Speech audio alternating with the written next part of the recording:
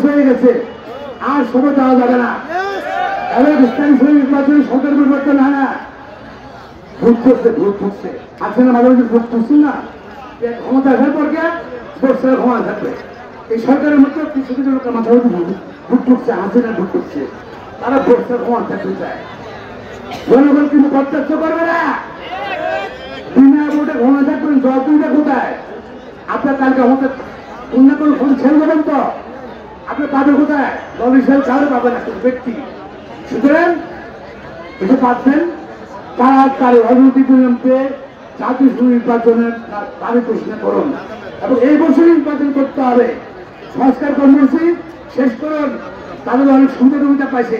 সংস্কার গাড়ি গাড়ি আসছে ইনশাল্লাহ। হ্যাঁ, ঠিক আছে। আপনার সমস্ত কাটাইছেন, তাদের পক্ষ থেকে আপনার ধন্যবাদ।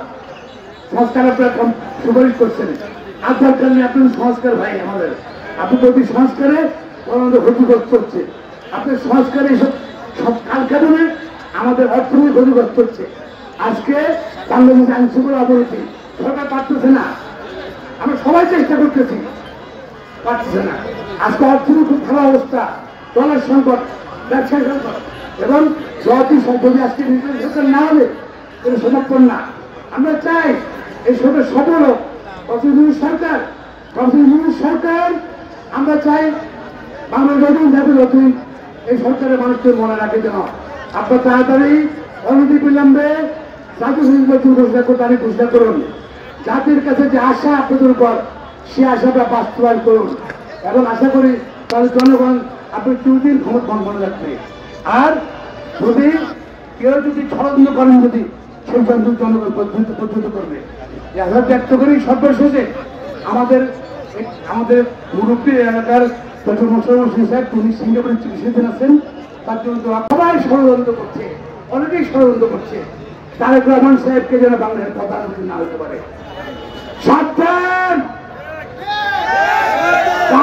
বাংলাদেশের প্রতিটি মানুষ হৃদয় আছে, প্রতি যুবকের হৃদয় আছে, তরুণ যুবক হৃদয় আছে। যত ষড়যন্ত্র করুন না কেন, জনগণ এই ষড়যন্ত্রের মোকাবেলা ইনশাআল্লাহ করবে। তারেক রহমান আসবে বাংলাদেশে, বিদেশে আসবে এবং তারেক রহমান আপনাদের এত নেতা আছেন, তারেক রহমানকে এত ভয় কেন? এত ভয় কেন? সরকারের কি শুধু উপদেষ্টা ভয় পায়, অন্যান্য দলও ভয় পায়? ভয় কেন? ভয় এক কারণ কি জানেন? তারেক রহমান সব ব্যক্তি। কেন বললাম? হাসিনা বলছি না, আমি কোটি বলছি না, তারেক রহমান 20,000 কোটি টাকার মালিক। 15 বছর দেশ চালাইছেন আপনি, কত মামলা করছেন, আর কতগুলো টাকা পাইছেন, সারা বিক্রি করছেন, ফিরে পাইছেন আপনি। তারা কারণে সব ব্যক্তি হাসিনা 15 বছরে বিভিন্ন মামলা বাবদ কত মামলা করছেন, কিন্তু তার দুর্নীতি নিয়ে কোনো শুরু করতে পারেন না আপনি। এটা কারণ তার আমাদের সব ব্যক্তি এবং ওনার নেতৃত্ব দেখেন, উনি কিন্তু বিদেশ থেকে নেতৃত্ব দিচ্ছে, সেই নেতৃত্ব কিন্তু সারা দেশে নেতার জন্য আছে সুসংগত।